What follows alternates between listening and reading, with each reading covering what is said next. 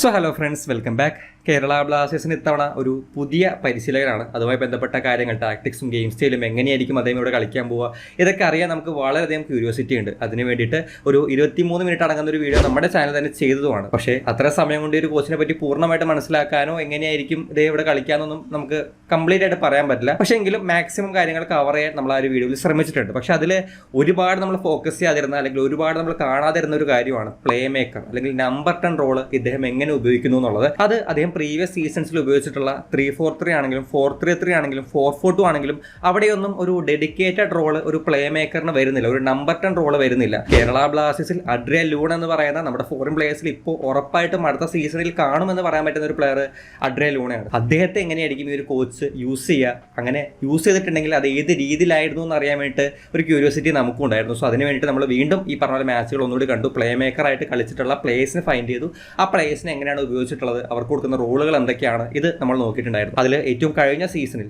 Recent ആയിട്ടുള്ള സീസണിൽ അദ്ദേഹം ഉപയോഗിച്ചിട്ടുള്ളത് മിക്ക മാച്ചിലും ഒരു 3-4-3 ഫോർമേഷനാണ്. ഇവിടെ നേരത്തെ പറഞ്ഞ പോലെ ഒരു നമ്പർ 10 റോൾ ഇല്ല.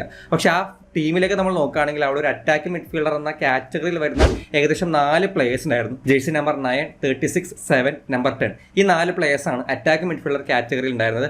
അതിൽ ഈ 36ഉം 7ഉം, അതിൽ 36 ഒരു സെൻട്രൽ മിഡ്ഫീൽഡർ, ഒരു DMF CMF ആ റോളിലാണ് ഉപയോഗിച്ചത്. അദ്ദേഹം ഒരു അറ്റാക്കിംഗ് മിഡ്ഫീൽഡറായിട്ട് തോന്നുന്നില്ല. പിന്നെ നമ്പർ 7ലേക്ക് വരുമ്പോഴും അദ്ദേഹം ഒരു വിങ്ങർ ടൈപ്പ്, കൂടുതലും വിങ്ങിൽ നമ്മൾ കളിക്കുന്ന രീതിയിലാണ് കാണുന്നത്. സോ അദ്ദേഹത്തെ നമുക്ക് ഒഴിവാക്കാം. പിന്നെ വരുന്ന ബാക്കിയുള്ള പ്ലേയേഴ്സിൽ നമ്പർ 10ഉം നമ്പർ 9ഉം ആണ്. അതിൽ നമ്പർ 10നെ കാര്യമായിട്ട് യൂട്ടിലൈസ് ചെയ്യുകയോ ഇഞ്ചുറീസ് മൂലം അധികം മാച്ചിൽ അദ്ദേഹം കളിച്ചിട്ടില്ല. സോ അദ്ദേഹത്തെയും എലിമിനേറ്റ് ചെയ്യാം. പിന്നെ വരുന്ന ഒരു പ്ലെയർ നമ്പർ 9 ആണ്. ഈ പ്ലെയർ വന്നിട്ടുള്ള ഒരു മാച്ചിനെ വേണ്ടി നമ്മൾ ആ ഒരു വീഡിയോയിൽ തന്നെ സംസാരിച്ചതാണ്. ഇദ്ദേഹത്തെ ഒരു മാച്ചിൽ കൂടുതലും ഒരു പ്ലേ മേക്കർ, അറ്റാക്ക് മിഡ്ഫീൽഡർ, ഒരു ഫോഴ്സ് 9 എന്ന രീതിയിലേക്ക് നമ്മൾ ആ ഒരു മാച്ചിൽ കണ്ടിരുന്നു. സോ ഈ ഒരു ഫോർമേഷനാണ് ഉപയോഗിക്കുന്നതെങ്കിൽ ഇദ്ദേഹത്തെ ഉപയോഗിച്ചതുപോലെ ലൂണ ഉപയോഗിക്കാനുള്ള ഒരു പോസിബിലിറ്റി ഉണ്ട്. അതിൽ 3-4-3 ഫ്രണ്ട് 3 തന്നെയാണ് ഇദ്ദേഹത്തിന്റെ ഒരു സ്ഥാനം കണ്ടത്. ലെഫ്റ്റില് ആ ഒരു വിങ്ങർ പൊസിഷനിലാണ് ഇദ്ദേഹം ഫോർമേഷനിലും കളി തുടങ്ങിയപ്പോഴും അവിടെയാണ് കണ്ടത്. പക്ഷേ പിന്നീട് നമ്മൾ കാണുന്നത് ഇതിനൊരു ഫ്രീ റോള് കൊടുക്കുന്നത് പോലെയാണ്. മറ്റേ സൈഡിലെ വിങ്ങറേക്കാൾ കൂടുതൽ ഇറങ്ങി വരികയും ആ ഒരു ലിങ്കപ്പിന്റെ ഭാഗമാവുകയും ഒരു ക്രിയേറ്റീവായിട്ട് പ്ലേ മേക്കിംഗ് പ്രോഗ്രഷൻ കളിക്കാൻ ഇദ്ദേഹം ശ്രമിക്കുന്നുണ്ട്. സോ അവിടെ ഫോർമേഷൻ 3-4-3 നിന്ന് ഒരു 3-5-2 മാറുന്നതും ഈ പ്ലെയറിന് ഒരു ഫ്രീ റോള് കിട്ടുന്നത് പോലെ നമ്മൾ പിന്നീട് ആ ഒരു പ്ലെയറിനെ റൈറ്റിലും ലെഫ്റ്റിലും സെൻട്രലൊക്കെ ആയിട്ട് ഡിഫൻസിൽ ഇറങ്ങി വന്ന് ബിൽഡപ്പിൽ പന്ത് വാങ്ങുന്ന രീതിയിലൊക്കെ എല്ലായിടത്തും അദ്ദേഹത്തെ കാണുന്നുണ്ട്. സോ ആ ഒരു ഫ്രീ റോളാണ് ആ ഒരു മാച്ചിൽ അദ്ദേഹത്തിന് ഉണ്ടായിരുന്നത്. അവിടെ അദ്ദേഹം റിപ്പീറ്റ് ആയിട്ട് ചെയ്യുന്ന ചില കാര്യങ്ങളിലേക്ക് വരുമ്പോൾ ഈ പറഞ്ഞതുപോലെ തന്നെ സ്പേസ് കണ്ടെത്തി ഇറങ്ങി വന്ന് സ്പേസ് റെക്കഗ്നൈസ് ചെയ്ത് അവിടെ നിന്ന് പന്ത് സ്വീകരിച്ച് കണക്റ്റിംഗ് പാസുകൾ ഈ പറഞ്ഞ പോലെ സൈഡിലേക്കും വിങ്ങിലേക്കും സ്ട്രൈക്കറിലൊക്കെ കളിക്കുക. പല സമയത്തും രണ്ട് സ്ട്രൈക്കേഴ്സിന് പിന്നിലായിട്ട് അദ്ദേഹം വരുന്നുണ്ടായിരുന്നു. അങ്ങനെ വരുമ്പോൾ സ്ട്രൈക്കേഴ്സിലേക്ക് ത്രൂ ബോൾ കളിക്കാനും ഇൻസൈഡിലേക്കും ഔട്ട് സൈഡിലേക്കൊക്കെ ത്രൂ ബോൾ കളിക്കാനൊക്കെ അദ്ദേഹത്തിന് സാധിക്കുന്നുണ്ടായിരുന്നു. ആൻഡ് ബിൽഡപ്പിലേക്ക് വരുമ്പോൾ അദ്ദേഹം ഇറങ്ങി വന്ന് പന്ത് സ്വീകരിച്ച് ഈ പറഞ്ഞ പോലെ പ്രോഗ്രഷൻ കളിക്കാൻ, മുന്നോട്ട് കളിച്ചു പോകാൻ, പാസുകളിലൂടെ മുന്നോട്ട് കളിച്ചു പോകാൻ അദ്ദേഹം ശ്രമിക്കുന്നുണ്ടായിരുന്നു. അതുപോലെ തന്നെ വൈഡ് ഏരിയാസിലേക്കൊക്കെ പോയിട്ട് ക്രോസുകൾ അകത്തേക്ക് കൊടുക്കാൻ ശ്രമിക്കുന്നുണ്ടായിരുന്നു. ലേറ്റ് റൺസ് വഴി ഗോളുകൾ സ്കോർ ചെയ്തു. 2 ഗോളും ഒരു അസിസ്റ്റുമാണ് ആ ഒരു മാച്ചിൽ അദ്ദേഹത്തിനുണ്ടായിരുന്നത്. ഈ ഒരു രീതിയിൽ നമുക്ക് ലൂണയെ ഉപയോഗിക്കാവുന്നതാണ്. ഇതിന്റെ ഒരു ഡീറ്റെയിൽഡ് ആയിട്ടുള്ള വെർഷൻ നമ്മൾ ആ ഒരു വീഡിയോയിൽ പറഞ്ഞതുകൊണ്ട് നമ്മളിവിടെ റിപ്പീറ്റ് ചെയ്യുന്നില്ല. പിന്നെ നമുക്കൊരു ഡെഡിക്കേറ്റഡ് റോൾ അല്ലെങ്കിൽ ഒരു പ്ലേ മേക്കർ ലെവലിൽ ഒരു പ്ലെയറിനെ യൂസ് ചെയ്യുന്നത് കണ്ടത് 2021 സ്വീഡിഷ് ക്ലബിനെ അദ്ദേഹം പരിശീലിപ്പിക്കുന്ന ആ ഒരു സമയത്താണ്. അവിടുത്തെ അതിന്റെ ഫോർമേഷൻ നോക്കുകയാണെങ്കിൽ 3-5-2 ആണ്. പക്ഷേ ഈ 5-ൽ തന്നെ നേരത്തെ പറഞ്ഞ പോലെ ഒരു നമ്പർ 10 സ്ട്രൈക്കേഴ്സിന്റെ പിറകിലായിട്ട് ഒരു ഫ്രീ റോള്, ആ ഒരു രീതിയിലുള്ള ഫോർമേഷനിൽ ആ ഒരു രീതിയിലായിരുന്നില്ല പൊസിഷൻ ഉണ്ടായിരുന്നത്. പകരം മിഡിൽ ഒരു വി ഷേപ്പിൽ ഒരു ഡിഫൻസീവ് മിഡ്, 2 സെൻട്രൽ മിഡ്, ഒരു റൈറ്റ് മിഡ്, ലെഫ്റ്റ് മിഡ്, ആ ഒരു രീതിയിലാണ് ഒരു അറേഞ്ച്മെന്റ് നമ്മൾ ഫോർമേഷനിൽ കണ്ടത്. പക്ഷേ ഈ 3 പ്ലേയേഴ്സിനെ വെച്ച് നോക്കുമ്പോൾ ഈ ഒരു പ്ലെയറിന് തോബിയാസ് സാന എന്ന് പറയുന്ന നമ്പർ 22 ഇട്ട് കളിച്ച ആ ഒരു പ്ലെയറിന് കുറച്ചുകൂടി ഒരു പ്ലേ മേക്കിംഗ് അല്ലെങ്കിൽ കുറച്ചുകൂടി ഒരു അഡ്വാൻസ്ഡ് ആയിട്ടുള്ള റോള് കൊടുക്കുന്നത് പോലെ ഫീൽ ചെയ്തിരുന്നു. സോ ഇതൊരു പോസിബിലിറ്റിയാണ്. 2 സ്ട്രൈക്കേഴ്സിനെ വെച്ച് മിഡിൽ ആ ഒരു വി ഷേപ്പിൽ ഒരു ഡിഫൻസീവ് മിഡ്, ഒരു സെൻട്രൽ മിഡ്, ഒരു പ്ലേ മേക്കർ, അത് ലൂണ, ആ രീതിയിൽ നമുക്ക് ഉപയോഗിക്കാവുന്നതാണ്. അവിടെ വരുമ്പോൾ ഈ ഒരു പ്ലെയറിന് കിട്ടിയിരുന്ന റോളുകൾ, ആ റോളിലൂടെ കിട്ടിയ ചില അഡ്വാൻറ്റേജസിലേക്ക് വരാം. സോ നേരത്തെ പറഞ്ഞതുപോലെ ആ ഒരു ബേസിക് ഫോർമേഷൻ പൊസിഷൻ എന്ന് പറയുന്നത് 2 സെൻട്രൽ മിഡും അവർക്ക് പിറകിലായിട്ട് ഒരു ഡിഫൻസീവ് മിഡാണ്. അതിൽ ഈ 2 സെൻട്രൽ മിഡിനെയും ഹീറ്റ് മാപ്പ് എടുത്ത് നോക്കുകയാണെങ്കിൽ അതിൽ ഈ തോബിയാസ് എന്ന് പറയുന്ന അല്ലെങ്കിൽ നമ്മൾ ഉദ്ദേശിക്കുന്ന ആ ഒരു പ്ലേ മേക്കറിനാണ് കുറച്ചുകൂടി ഒരു അഡ്വാൻസ്ഡ് ആയിട്ടുള്ള പൊസിഷൻ, കുറച്ചുകൂടി സ്പ്രെഡ് ചെയ്തിട്ടുള്ള, അല്ലെങ്കിൽ ഈ പറഞ്ഞ പോലെ ബോക്സിന്റെ ഏരിയാസിൽ, ഓപ്പൺ ടീമിന്റെ ബോക്സിന്റെ ഏരിയാസിലൊക്കെ കൂടുതൽ വന്നിട്ടുള്ളത് ഈ ഒരു പ്ലെയറാണ്. അതേസമയം കുറച്ചുകൂടി കുറവ് ഡിഫൻസീവ് ഡ്യൂട്ടീസും ഈ ഒരു പ്ലെയറിനുണ്ടായിരുന്നു. ഇപ്പോൾ ഒരു ഡിഫൻസീവ് ട്രാൻസിഷൻ വരുമ്പോൾ അല്ലെങ്കിൽ ഡിഫൻസിലേക്ക് പന്ത് വരുമ്പോൾ ഈ സെൻട്രൽ മിഡും മറ്റേ DMF ആണ് ഇറങ്ങി കുറച്ചുകൂടി ഡ്രോപ്പ് ചെയ്ത് ഇറങ്ങി ചെല്ലുന്നത് കാണുന്നത്. ഈ ഒരു പ്ലെയറിന് കുറച്ചുകൂടി അഡ്വാൻസ്ഡ് ആയിട്ടുള്ള, അധികം ഡിഫൻസിൽ ഇൻവോൾവ് ആവാതെ, എന്നാൽ ഇദ്ദേഹം ഡ്രോപ്പ് ചെയ്യുന്നുണ്ട് താനും, പക്ഷേ ഇദ്ദേഹം ഡ്രോപ്പ് ചെയ്യുമ്പോൾ മറ്റ് 2 പ്ലേയേഴ്സിനേക്കാൾ കുറച്ചുകൂടി അഡ്വാൻസ്ഡ് ആയിട്ടുള്ള ഒരു പൊസിഷനാണ് നമ്മൾ കാണുന്നത്. അതിനൊരു പ്രത്യേക കാരണമുണ്ട്, അതിലേക്ക് വരാം. ആൻഡ് ഇവിടെ അദ്ദേഹത്തിന് കൊടുക്കുന്ന റോളുകളിൽ ഏറ്റവും പ്രധാനപ്പെട്ടതായിട്ട് തോന്നുന്നത് ബോൾ പ്രോഗ്രഷൻ ആണ്. ബോൾ മുന്നോട്ട് കൊണ്ടുപോകുന്ന അല്ലെങ്കിൽ ആ ഒരു പന്ത് സ്വീകരിച്ച് അറ്റാക്കിലേക്ക് കൊണ്ടുപോകുന്ന ആ ഒരു ഡ്യൂട്ടി, അത് ബിൽഡപ്പിലാണെങ്കിലും ഓപ്പൺ പ്ലേയിലാണെങ്കിലും കൗണ്ടർ അറ്റാക്കിലാണെങ്കിലും ഈ 3 സിറ്റുവേഷനിലും അദ്ദേഹം കൃത്യമായിട്ട് ഇൻവോൾവ് ആവുന്നുണ്ട്. പൊസിഷനിലേക്ക് വരുമ്പോൾ കൂടുതലും ഒരു ഹാഫ് സ്പേസസ്, കൂടുതൽ എക്സ്ട്രീം വൈഡും അല്ല സെന്ററിലും അല്ല, ആ രീതിയിലാണ് ഒരു സ്റ്റാർട്ടിംഗ് പൊസിഷൻ മിക്കപ്പോഴും ഇതിനെ കാണാറുള്ളത്. അവിടെ നിൽക്കുമ്പോൾ കൂടുതലും ആ ഒരു സൈഡിലെ റൈറ്റ് സെന്റർ ബാക്കോ ലെഫ്റ്റ് സെന്റർ ബാക്കോ ഇവരിൽ നിന്ന് പന്ത് സ്വീകരിച്ചിട്ട് ബിൽഡപ്പ് ഫേസിൽ പന്ത് സ്വീകരിച്ച് മുന്നോട്ട് കൊണ്ടുപോകാനുള്ള ശ്രമങ്ങൾ നമ്മൾ കാണുന്നുണ്ട്. അതിൽ ഒരു മൂവ്മെന്റിലേക്ക് വരാണെന്നുണ്ടെങ്കിൽ ഇവിടെ ഈ നേരത്തെ പറഞ്ഞ പോലെ തന്നെ ഒരു ബിൽഡപ്പ് മൂവ്മെന്റ് ആണ്. ബാക്കിൽ ആ ഒരു റൈറ്റ് സെന്റർ ബാക്കിൽ നിന്നാണ് ഒരു പാസ് തുടങ്ങുന്നത്.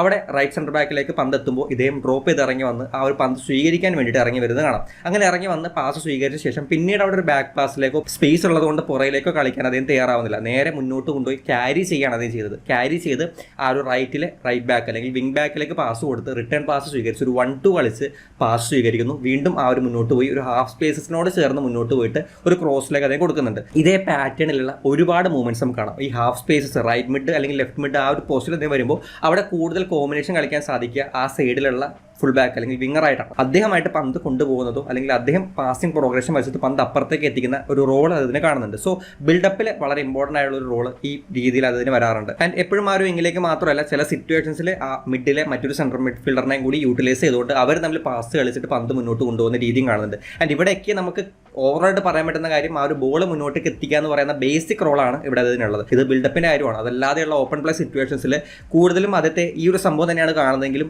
അവിടെ അദ്ദേഹത്തിന് കിട്ടുന്ന ഒരു ആഡഡ് ക്യാരക്ടർ ഉണ്ട്.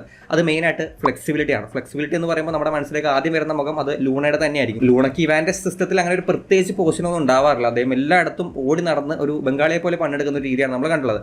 ഇവിടേക്ക് വരുമ്പോഴും അദ്ദേഹത്തിൻ്റെ ആ ഒരു സ്വഭാവം യൂസ് ചെയ്യാൻ പറ്റുന്ന ടൈപ്പ് ഓഫ് ഒരു രീതിയിൽ തന്നെയാണ് ഈ ഒരു പ്ലെയറിനെ കാണുന്നത്. ഇദ്ദേഹത്തെയും നമ്മൾ ഈ ഹീറ്റ് മാപ്പ് എടുത്ത് നോക്കുകയാണെങ്കിൽ റൈറ്റിലും ലെഫ്റ്റിലേക്കായിട്ട് ഒരു പ്ലെയറിനെ കാണുന്നുണ്ട്. ആൻഡ് പൊസിഷൻ എക്സ്ചേഞ്ച് ചെയ്യുന്ന കാര്യം അത് മെയിനായിട്ട് ഈ മിഡ്ഫീൽഡിലെ സെൻട്രൽ മിഡായിട്ട് അങ്ങോട്ടും ഇങ്ങോട്ടും വിങ് സ്വിച്ച് ചെയ്യുന്ന അല്ലെങ്കിൽ ഹാഫ് സ്പേസ് സ്വിച്ച് ചെയ്യുന്ന കാര്യം, അല്ലെങ്കിൽ ഈ പറഞ്ഞ പോലെ വിങ്ങിലേക്ക് അദ്ദേഹമായിട്ട് പന്ത് കൊടുത്ത് പന്ത് റിസീവ് ചെയ്യാൻ വേണ്ടിയിട്ട് സ്പേസ് കണ്ടെത്തി ഈ പറഞ്ഞ ഒരു പ്ലെയറായിട്ട് പൊസിഷൻ എക്സ്ചേഞ്ച് ചെയ്യാതെ തന്നെ പോകുന്ന സിറ്റുവേഷൻസ് ഒക്കെ ഉണ്ട്. അതിനൊരു പെർഫെക്റ്റ് എക്സാമ്പിൾ ആയിട്ട് ഈ ഒരു മൂവ്മെന്റ് എടുത്ത് നോക്കുകയാണെങ്കിൽ ഇവിടെ അദ്ദേഹം സെൻറ്ററിലാണ് സ്റ്റാർട്ട് ചെയ്യുന്നത്. സെൻറ്ററിലൂടെ ഒരു പാസ് കളിച്ചിട്ട് സ്റ്റാർട്ട് ചെയ്യുന്നു. ആൻഡ് ആ പാസ് അദ്ദേഹം ലെഫ്റ്റിലെ ഫുൾ ബാക്കിലേക്ക് കൊടുക്കുന്നു. ലെഫ്റ്റിലെ ഫുൾ ബാക്കിലേക്ക് കൊടുക്കുമ്പോൾ അദ്ദേഹം സെൻറ്ററിൽ നിൽക്കുന്നില്ല, നേരെ ലെഫ്റ്റ് സൈഡിലേക്ക് അദ്ദേഹം മൂവ് ചെയ്യാണ്.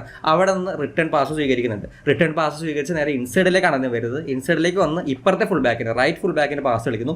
അവിടെയും അദ്ദേഹം സ്റ്റേ ചെയ്യുന്നില്ല, നേരെ റൈറ്റ് സൈഡിലേക്ക് വന്ന് വീണ്ടും ഒരു റിട്ടേൺ പാസ് സ്വീകരിക്കുകയാണ് ചെയ്തത്. റിട്ടേൺ പാസ് സ്വീകരിച്ച് വീണ്ടും ആ ഒരു ഫുൾ ബാക്കിലേക്ക് കൊടുത്ത് ഒരു മൈനസ് ബാക്കിലെ റൈറ്റ് സെൻറ്റർ ബാക്കിലേക്ക് പോകുന്നുണ്ട്. ആൻഡ് ഇവിടെയും അദ്ദേഹം ആ പോർഷൻ സ്റ്റേ ചെയ്യാനോ അവിടെ നിന്നോട് തന്നെ നിൽക്കാനോ അദ്ദേഹം തയ്യാറാവുന്നില്ല. വീണ്ടും ഈ പറഞ്ഞ പോലെ ഫ്രീ പൊസിഷനിലേക്ക് ഫ്രീ സ്പേസിലേക്ക് മാറി പന്ത് റിസീവ് ചെയ്യാനാണ് അദ്ദേഹം ശ്രമിക്കുന്നത്. പിന്നീട് അവിടെ ഒരു സ്ക്വയർ പാസ്, ഒരു 4 പേരടങ്ങുന്ന ഒരു പാസ് നടക്കുന്നുണ്ട്. റൈറ്റ് സെൻറ്റർ ബാക്ക് ടു അപ്പുറത്തെ സൈഡിലെ സെൻട്രൽ മിഡ്ഫീൽഡർ, ഈ ഒരു പ്ലെയർ പ്ലസ് ഫുൾ ബാക്ക്. അങ്ങനെ ആൻഡ് ഇവിടേക്കും നമ്മൾ ഇത്തരത്തിൽ മൂവ് ചെയ്ത് അദ്ദേഹം ഈ പറഞ്ഞ പോലെ എല്ലായിടത്തേക്ക് എത്തുമ്പോൾ അതിനൊരു ഫിക്സഡ് പൊസിഷൻ ഉണ്ട്. മറ്റ് പ്ലേയേഴ്സിന് മറ്റവരുടെ റോളും ഉണ്ട്. പക്ഷെ എന്നാൽ പോലും ഇദ്ദേഹം ഇങ്ങനെ ന്യൂമറിക്കൽ അഡ്വാൻറ്റേജ് കൊടുത്ത് എല്ലായിടത്തേക്ക് എത്തുമ്പോൾ ബോൾ പ്രോഗ്രഷൻ കുറച്ചുകൂടി അദ്ദേഹത്തിന്റെ മാത്രം ചുമതല ആവുന്നില്ല. പക്ഷെ എന്നാലും അദ്ദേഹമാണ് അവിടെ മെയിൻ ആയിട്ട് ഇൻവോൾവ് ആവുന്നത്. ആൻഡ് ഇവിടെ ഈ സ്വിച്ചിങ്ങിലെ കാര്യം പറയുമ്പോൾ ഈ സെയിം സംഭവം ലെഫ്റ്റിൽ അതിനൊപ്പം വരുന്ന മിഡ്ഫീൽഡറും ചെയ്യുന്നുണ്ട്. പക്ഷേ ഇദ്ദേഹത്തിന് സ്പെഷ്യലായിട്ട് ആഡഡ് ആയിട്ട് വരുന്ന ഒരു കാര്യം സ്ട്രൈക്കേഴ്സ് ആയിട്ട് പൊസിഷൻ എക്സ്ചേഞ്ച് ചെയ്യുന്ന ഒരു കാര്യമാണ്. ഈ 2 സ്ട്രൈക്കേഴ്സ് ഉണ്ടെന്ന് പറയുമ്പോൾ അതിൽ ആരെങ്കിലും ഒരാളെങ്കിലും ഇടയ്ക്കെങ്കിലും ഡ്രോപ്പ് ചെയ്ത് വരും.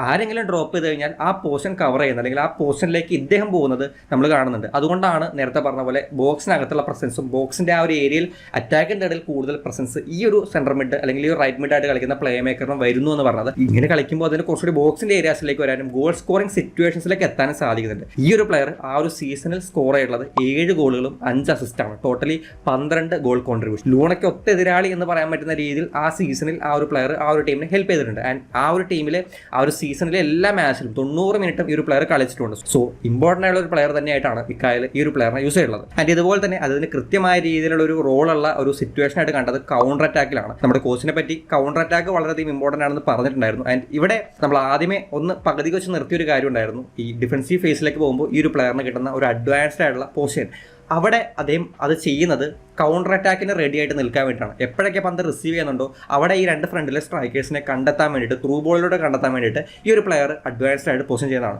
പല സമയത്തും ഒറ്റ പാസ് ഉണ്ടാവുള്ളൂ. ആ പാസിലൂടെ സ്ട്രൈക്കേഴ്സിനെ കണ്ടെത്താനോ അല്ലെങ്കിൽ ഫ്രണ്ട് നിൽക്കുന്ന ആരാണോ ആ ഒരു പ്ലെയറിനെ കണ്ടെത്താനോ ഇദ്ദേഹം ശ്രമിക്കുന്നുണ്ട്. സോ ഇവിടെ എനിക്ക് ഫീൽ ചെയ്തൊരു കാര്യം, ഇദ്ദേഹം അമിതമായിട്ട് ഇറങ്ങി പോകാത്തത് മനഃപൂർവ്വമാണ്. അദ്ദേഹം കൗണ്ടർ അറ്റാക്കിന് വേണ്ടി തയ്യാറായി അവിടെ ഈ പറഞ്ഞ പോലെ പ്ലെയറിലേക്ക് പാസ് എത്തിക്കഴിഞ്ഞാൽ പിന്നെ ഒരു ത്രൂ ബോളിലൂടെ ഈ പറഞ്ഞ പോലെ സ്ട്രൈക്കേഴ്സിനെ കണ്ടെത്തുക എന്ന് പറയുന്ന ഒരു കാര്യമാണ്. അവിടെയും പ്രോഗ്രഷനാണ്, ബോൾ മുന്നോട്ട് കൊണ്ടുപോകൽ തന്നെയാണ് ഇതിൻ്റെ ഡ്യൂട്ടി. സോ ഇവിടെ ഒന്ന് സമ്മറൈസ് ചെയ്യുകയാണെന്നുണ്ടെങ്കിൽ നേരത്തെ പറഞ്ഞ പോലെ ഒരു ഫിക്സഡ് പൊസിഷൻ ലൂണെ ഇവാൻ ഉപയോഗിച്ചതുപോലെ അല്ലാതെ കുറച്ചുകൂടി ഒരു ഫിക്സഡ് പൊസിഷൻ അദ്ദേഹത്തിനുണ്ട്. പക്ഷെ എന്നാലും അവിടെ നിന്ന് ഈ പറഞ്ഞ പോലെ പ്ലേയേഴ്സ് ആയിട്ട് പൊസിഷൻ സ്വിച്ച് ചെയ്യാനും കുറച്ചുകൂടി അറ്റാക്കിലേക്ക് പോകാനും ബോക്സിനകത്തേക്കൊക്കെ പോകാനൊക്കെയുള്ള ഫ്രീഡം ഈ ഒരു പ്ലെയറിനെ കൊടുക്കുന്നുണ്ട്. അതേസമയം ആ ബോൾ പ്രോഗ്രഷനിൽ കൂടുതൽ റെസ്പോൺസിബിലിറ്റി എടുക്കുന്നതും ഈ ഒരു പ്ലെയറാണ്. ഫ്രീ ആയിട്ട് നിന്ന് പാസ് സ്വീകരിക്കുന്നതും പന്ത് ക്യാരി ചെയ്യുന്നതും അല്ലെങ്കിൽ ഈ പറഞ്ഞ പാസ് കളിച്ച് 1-2 കളിച്ച് പാസ് അപ്പുറത്തേക്ക് എത്തിക്കുന്നതൊക്കെ ഈ ഒരു പ്ലെയറിന്റെ ചുമതലയായിട്ടാണ് പലപ്പോഴും വന്നിട്ടുള്ളത്. സോ രണ്ട് സെന്റർ മിഡും സെയിം ആയിട്ട് ഒരേ രീതിയിൽ പാരലായിട്ട് പല സമയത്തും വരുന്നുണ്ടെങ്കിലും അറ്റാക്കിൽ വരുന്നുണ്ടെങ്കിലും ഈ ഒരു പ്ലെയറിനെ കൊടുക്കുന്ന ഡ്യൂട്ടി അല്ലെങ്കിൽ ഈ ഒരു പ്ലെയർ ചെയ്യുന്ന റോൾ കുറച്ചുകൂടി അഡ്വാൻസ്ഡ് ആയിട്ട് അറ്റാക്കിംഗ് മൈൻഡായിട്ട് ഫീൽ ചെയ്യുന്നുണ്ട്. സോ ഇനി നമുക്ക് സംസാരിക്കാനുള്ളത് ഈ ഒരു സിസ്റ്റത്തിൽ അല്ലെങ്കിൽ ഈ ഒരു രീതിയിൽ ലൂണെ ഉപയോഗിക്കുകയാണെന്നുണ്ടെങ്കിൽ കിട്ടുന്ന അഡ്വാൻറ്റേജസിനെ പറ്റിയാണ്. അതിൽ പ്രധാനപ്പെട്ട ഒരു കാര്യമായിട്ട് എനിക്ക് ഫീൽ ചെയ്തത്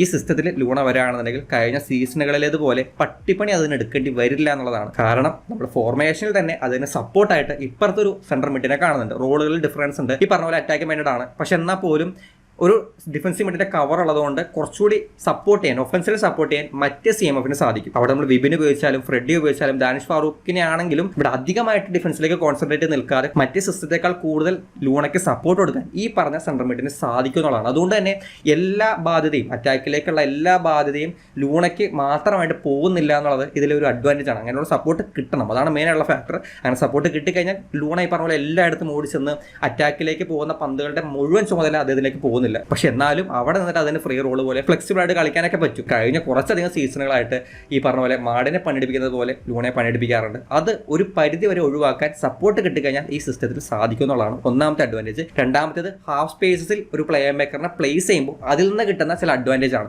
ഇപ്പോൾ നമ്മളൊരു ലെഫ്റ്റ് വിങ്ങിലോ അല്ലെങ്കിൽ ലെഫ്റ്റ് എക്സ്ട്രീമിലോ 4-4-2 ഇവാൻ ഉപയോഗിച്ചതുപോലെ ഒരു വൈഡ് എക്സ്ട്രീമിലോ അതല്ലെങ്കിൽ ഈ പറഞ്ഞ ഒരു പ്രോപ്പർ നമ്പറിനെ ഉപയോഗിക്കുമ്പോൾ ഒരു സെന്ററിലോ വരുന്നതിനേക്കാൾ കുറച്ചുകൂടി കൂടുതൽ എഫക്റ്റീവ് ആയിട്ടുള്ള അഡ്വാൻറ്റേജ് ഇങ്ങനെ കളിക്കുമ്പോൾ ഹാഫ് സ്പേസസിൽ ഈ പ്ലേ മേക്കറിനെ പ്ലേസ് ചെയ്യുമ്പോൾ കിട്ടുന്നുണ്ട്. നമ്മൾ ഈ സെന്ററിലേക്ക് പോകുമ്പോൾ എപ്പോഴും ക്രൗഡഡ് ആണ് ഫുട്ബോളിൽ ആ ഒരു സെന്റർ സ്പേസസ് എന്ന് പറയുന്നത്. വൈഡിലേക്ക് പോകുകയാണെങ്കിൽ അത് ഗോൾ പോസ്റ്റിൽ നിന്ന് ഒരുപാട് അകലെയായിട്ടും പോകാറുണ്ട്. സോ ഇതിന്റെ രണ്ടിനെ നടുക്കായിട്ടൊരു പൊസിഷൻ കിട്ടുമ്പോൾ നമുക്ക് അവിടെ ഒരു പെർഫെക്റ്റ് ബാലൻസ് കിട്ടാൻ സാധ്യതയുണ്ട്. അതുപോലെ തന്നെ ഈ ഹാഫ് സ്പേസിൽ നിൽക്കുന്ന ഒരു പ്ലേ മേക്കറെ സംബന്ധിച്ച് അദ്ദേഹത്തിന് കൂടുതൽ ഓപ്ഷൻസ് പാസിംഗ് ഓപ്ഷൻസ് കൂടി കിട്ടും എന്നുള്ളതാണ്. നമ്മൾ വൈഡിൽ എക്സ്ട്രീമിലി പ്ലേ മേക്കറിനെ പ്ലേസ് ചെയ്യുകയാണെന്നുണ്ടെങ്കിൽ അവിടെ ആ പ്ലെയറിന് ഇൻസൈഡിലേക്കുള്ള പാസുകളായിരിക്കും കൂടുതൽ. ആ പൊസിഷനിൽ അതേ കൂടുതൽ വരികയാണെങ്കിൽ ഇൻസൈഡിലേക്കുള്ള പാസുകൾ മാത്രമാണ് അതിന് ഓപ്ഷൻ ഉണ്ടാവുക.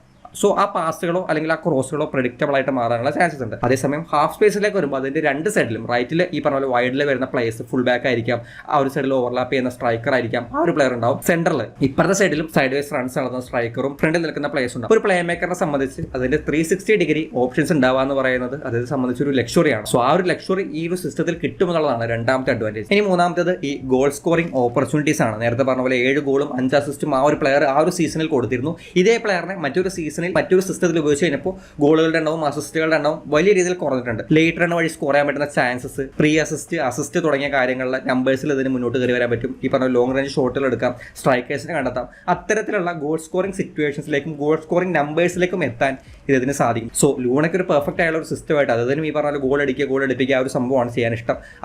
അത് നന്നായിട്ട് ചെയ്യാൻ ഈ ഒരു സിസ്റ്റത്തിൽ സാധിക്കും എന്ന് ഫീൽ ചെയ്യുന്നുണ്ട്. ആൻഡ് ഇവിടെ വരുന്ന പ്രധാനപ്പെട്ട ഒരു വീക്ക്നെസ് എന്ന് പറയുന്നത് ഈ പറഞ്ഞ കാര്യങ്ങളൊക്കെ സപ്പോർട്ടിന്റെ ബേസിസിലാണ് നടക്കുന്നത്. ഇതിന് ഈ പറഞ്ഞ പോലെ ലിങ്കപ്പ് കളിക്കണമെങ്കിലും പോസിഷൻ എക്സ്ചേഞ്ച് ചെയ്യണമെന്നുണ്ടെങ്കിലും അതിനനുസരിച്ച് മറ്റ് പ്ലേയേഴ്സും ആ ഒരു കാര്യം ചെയ്യണം. മറ്റേ CMFന്റെ സപ്പോർട്ട് വളരെ ഇമ്പോർട്ടന്റ് ആണ്, ഫുൾ ബാക്കിന്റെ സപ്പോർട്ട് ഇമ്പോർട്ടന്റ് ആണ്, സ്ട്രൈക്കേഴ്സിന്റെ ആക്ഷൻസും അവരുടെ ഈ പറഞ്ഞ പോലെയുള്ള മൂവ്മെന്റ്സും ഇമ്പോർട്ടന്റ് ആണ്. സോ അതെല്ലാം ഒരുമിച്ച് വന്നാൽ മാത്രമാണ് ഈ ഒരു പ്ലെയറിന് എന്താണോ ചെയ്യുന്നത് അത് ചെയ്യാനുള്ള ഒരു ഓപ്പർച്യൂണിറ്റി ഉണ്ടാവുക. സോ അത്തരത്തിലുള്ള പ്രശ്നങ്ങളൊക്കെ ഇവിടെയുണ്ട്. പക്ഷെ എന്നാലും എനിക്ക് ഇതുവരെ കളിച്ചതിൽ ലൂണയ്ക്ക് കുറച്ചുകൂടി ഒരു ആപ്റ്റ് ആയിട്ടുള്ള ഫ്രണ്ടിൽ 2 സ്ട്രൈക്കേഴ്സിനെ കിട്ടും, സപ്പോർട്ടിൻ്റെ ഒരു CMFനെ കിട്ടും, ഇപ്പുറത്ത് വൈഡിലൊരു ഫുൾ ബാക്കിനെ കിട്ടും. സോ മൊത്തത്തിലൊരു കൂടുതൽ ലൂണയ്ക്ക് പറ്റുന്ന ഒരു എൻവയോൺമെന്റ് ആയിട്ട് ഇത് ഫീൽ ചെയ്യുന്നുണ്ട്. പക്ഷേ ഇത് ഉപയോഗിക്കുക എന്നുള്ളത് നമുക്ക് ഒരു ഗ്യാരണ്ടിയും പറയാൻ പറ്റാത്ത കാര്യമാണ്. അദ്ദേഹം ഈ പറഞ്ഞ പോലെ ഒരു പ്ലേ മേക്കർ ലെവലിൽ ഒരു അറ്റാക്ക് മിഡ്ഫീൽഡറിന്റെ റോളിൽ ഉപയോഗിച്ചിരുന്ന ഒരു ഫോർമേഷൻ എടുത്ത് നമ്മൾ സംസാരിച്ചെന്ന് മാത്രം. ഇതായിരിക്കും ഇദ്ദേഹം ഉപയോഗിക്കാൻ പോകുന്നത്, ഈ രീതിയിലായിരിക്കും ലൂണെ അതായത് ഉപയോഗിക്കാൻ പോകുന്നത് എന്നുള്ളത് നമുക്ക് ഒരിക്കലും പറയാൻ പറ്റില്ല. അത് അദ്ദേഹത്തിന്റെ ഇഷ്ടമാണ്, അദ്ദേഹം തീരുമാനിക്കുന്നതിനനുസരിച്ചായിരിക്കും ആ ഒരു ഫോർമേഷനും ഗെയിംസിലും വരും. സോ ആ രീതിയിൽ മാത്രം ഒരു വീഡിയോ കാണാം. ഇത് കണ്ടിട്ട് ലൂണ ഈ രീതിയിൽ ഉപയോഗിക്കുന്ന ആരും പ്രതീക്ഷിക്കേണ്ട, അത് കാത്തിരുന്ന് കാണേണ്ട കാര്യമാണ്. സോ ഇങ്ങനെ ലൂണ ഉപയോഗിക്കുന്നതിനെ കുറിച്ചുള്ള നിങ്ങളുടെ അഭിപ്രായങ്ങൾ കമന്റ് ബോക്സിൽ ഷെയർ ശ്രമിക്കുക.